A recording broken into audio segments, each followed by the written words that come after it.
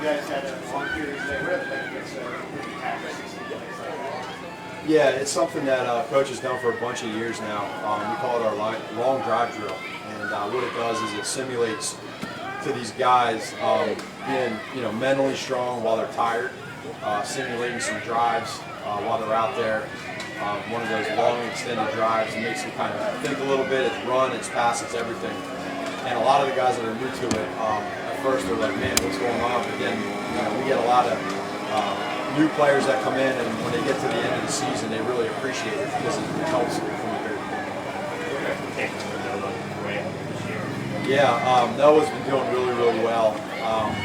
Again, for me being here last year for my first time, getting to know who he was and how he works, he's a great blend of the two positions in our offense, of the Y and the U position. And he's having a really good camp, just making plays when the calls are for him, doing well in the run game, and I think he's in a really good place. Yeah, it's great. I mean, you can use it to your advantage against the defense personnel-wise, whether it's 13 personnel, 12 personnel, 11. But when you have tight ends like we have that can, catch, block, do it all, I think it stresses out the defense a little bit. Matt, the way you guys are installing your team right now, doesn't seem like there's some plays that involve like that traditional fullback role.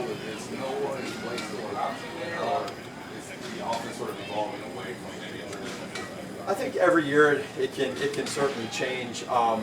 For us right now, if we need to do more fullback stuff, we have the ability to do it. If it's something that we choose not to do, then we don't need to. I think it can, for us, help us in different ways.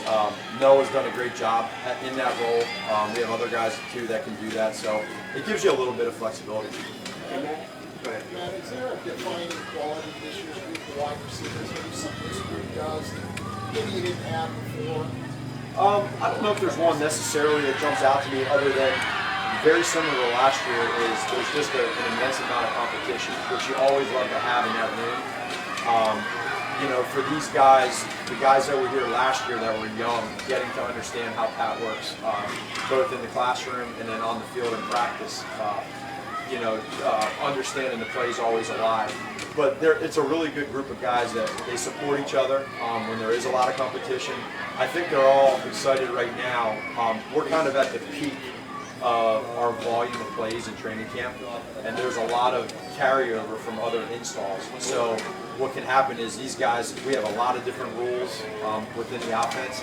It's a little bit of an overload right now, which stresses them mentally, which means physically they gotta really take it to the max. So when we get to preseason, we pull back a little bit, and in that mode, Adam, we're able to let them play fast because there's not as much volume. But we're kind of at the peak right now. Matt, when you first Go ahead.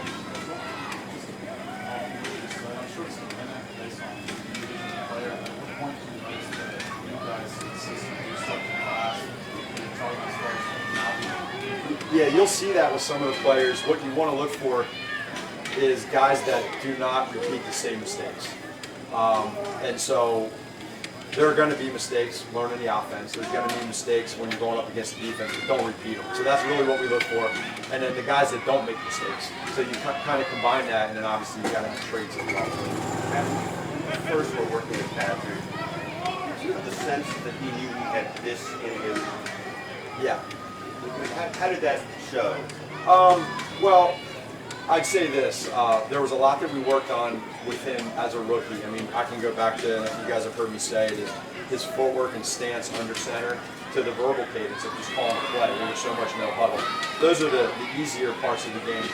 But just listening to him understand and talk through a play on video, being in practice, he would always stay back. And when Alex was running a play, he'd always be back there doing the footwork for the play, whether it was a handoff, drop back, etc. And you can just tell. And then, of course, that game against Denver, you saw him put it into action. But he's wired the right way. He has a rare DNA, and it's all coming out right now. Between then and now, you see something where he just in his drive that says, I want to be the best there ever was. Protections. I mean, from his rookie year, not understanding protections, to now where he's at, he's really, really good with protections. Understanding what defenses are throwing at him. I mean, these defensive coordinators are really good, and they like to throw a lot of different looks at you and change the back end pre-snap. And so film study, but him also understanding and taking what we do schematically with our protection scheme, because if you're not protected, you can't throw. So he's mastered that. Now he wants to be even better, but that's the part of the game. He's always had the physical traits to throw and run and all that stuff. But the mental side of protections, he's really at another level, and it frustrates him when he doesn't get it right, which we love.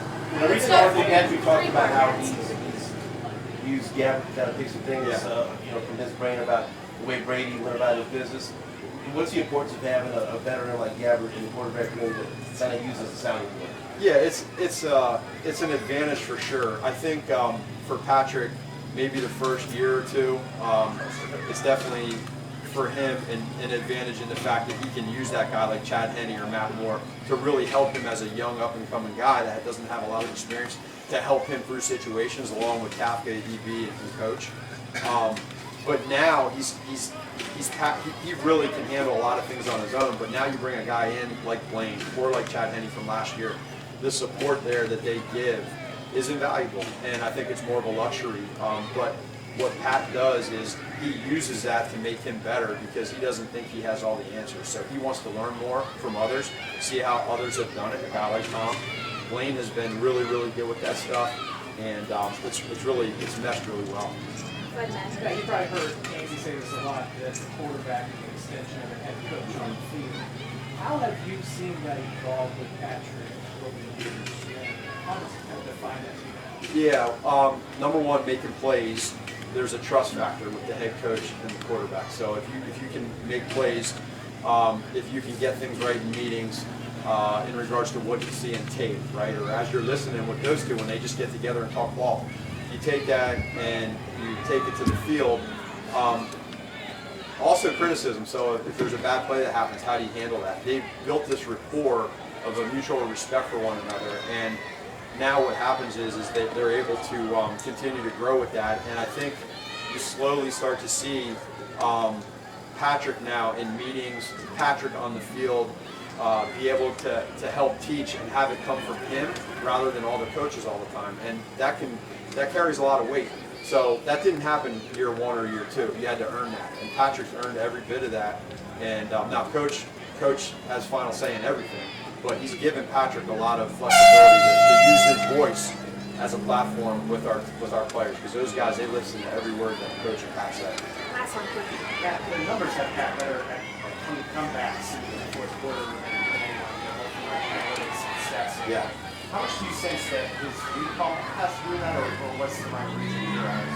Yeah, well, I mean, coming back is all about what you have inside of you with that belief. You got to believe. So there's trust, there's belief. He believes more than anybody in any situation that there's a chance to win when he's playing quarterback and with this group of guys and coaches. So there's that. But then there's also the preparation. So he preps situationally. He understands so much of the game and where he's at, how much time's left, what you got to do. What's neat is he gives a lot of input as to what he thinks we should get to, which you love as a coach, because if a player, quarterback per se, has belief and conviction in a play, they usually make it work. So he really does a great job of prepping, understanding, and then making it happen.